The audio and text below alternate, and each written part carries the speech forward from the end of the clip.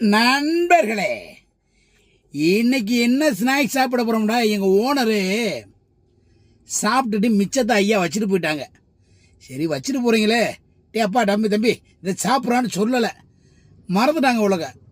அதனால் இப்போ நம்ம என்ன பண்ணுறோம்டா, சாப்பிட்றாலும் முடிய மாட்டேன், பசி நண்பல. நான் அதெல்லாம் பார்க்க மாட்டேன், எச்சிக்கிச்சா வச்சாக்கிட்டு. நம்ம ஓனர் தானே, வந்து கொஞ்சம் வச்சிடணும் மிச்சத்தை. ஆஹா, செம்ம டேஸ்ட். பச்சை பட்டவத்தை பாருங்க.